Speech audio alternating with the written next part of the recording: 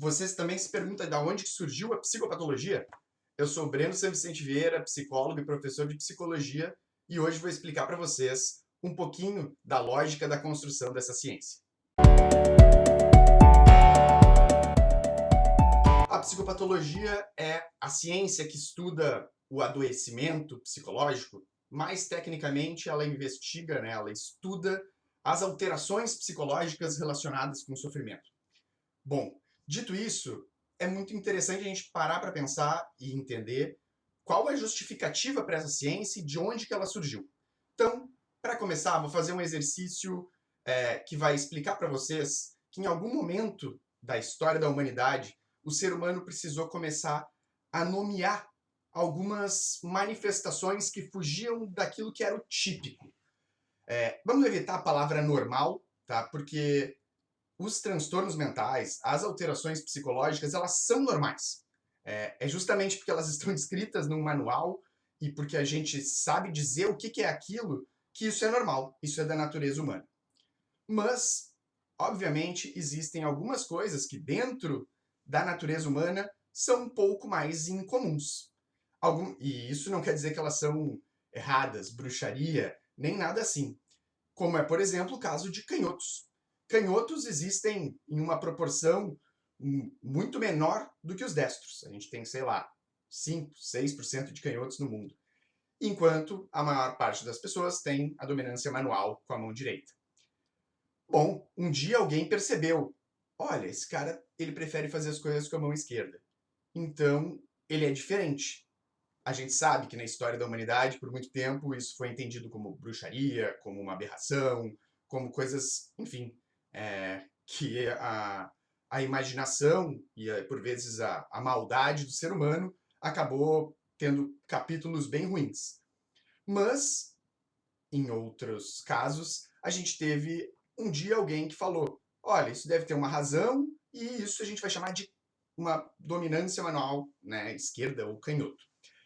Bom, vamos agora fazer um exercício um pouco maior para algo que aí já causa mais sofrimento. Claro, causava um sofrimento social ser canhoto, mas vamos falar de um outro caso. Um caso bem concreto. Imaginem que a gente está num tempo pré-histórico, tá? Talvez um pouco menos, mas muito tempo atrás. A gente não tinha nomeado grande parte do que a gente conhece da medicina, da psicologia, nem nada assim. E um dos nossos familiares, ou alguém que a gente se relaciona, subitamente começou a ter manchas vermelhas no corpo, tá? E essas bolinhas que ele tinha coçavam muito. Essa pessoa também começou a ter febre, um mal-estar e começou a ter fadiga. A febre era baixa e essa pessoa foi ficando mal. Depois, ela melhorou, mas uma outra pessoa também apresentou aquilo. E isso foi se repetindo, e essas características eram muito parecidas.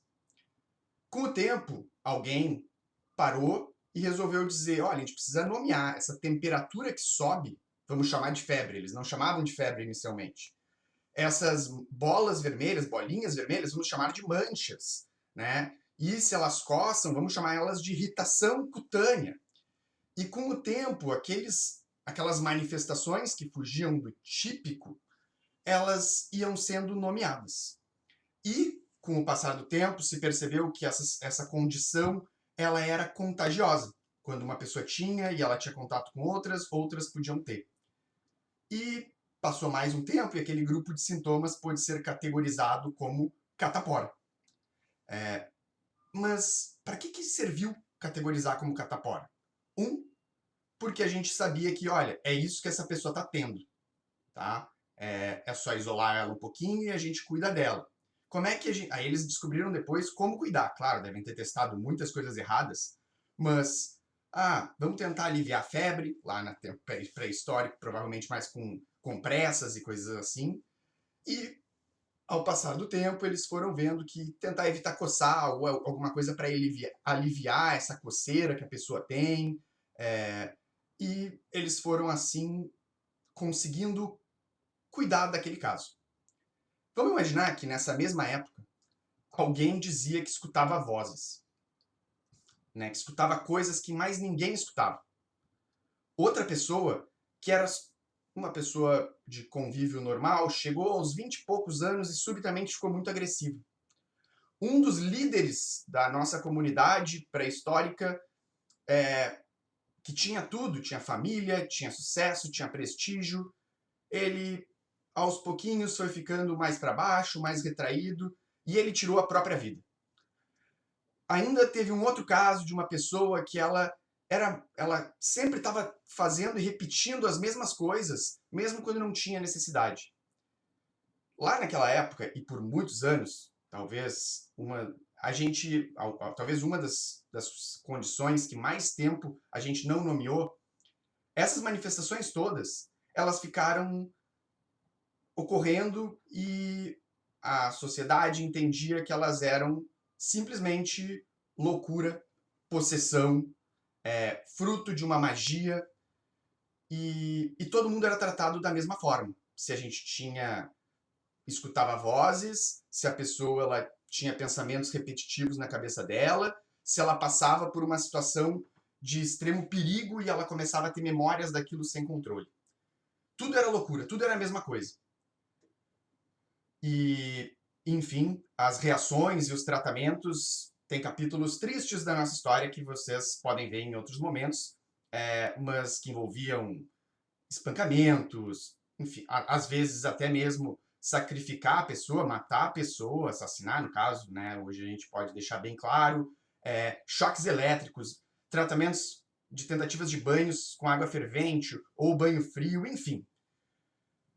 Muito triste tudo isso, mas uma das alternativas que ao longo da história começou a ser realizada foi pegar essas pessoas e isolar elas num lugar.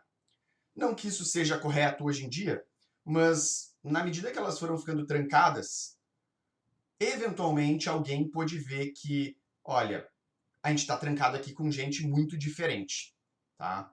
E algumas dessas diferenças eu consigo agrupar em grupos menores. Então, tem gente que fala que escuta vozes. E essa é a principal característica que faz com que eles fiquem agressivos. Tem gente que começa a ficar muito para baixo, mais triste, desanimado, e essas são as pessoas que tentam tirar a própria vida. E aí a gente começou a nomear. Essa coisa de escutar vozes vão ser alucinações. Como tem gente que escuta coisas que as outras pessoas não escutam, e tem gente que vê coisas que as outras pessoas não escutam, vamos chamar de alucinações auditivas e alucinações visuais.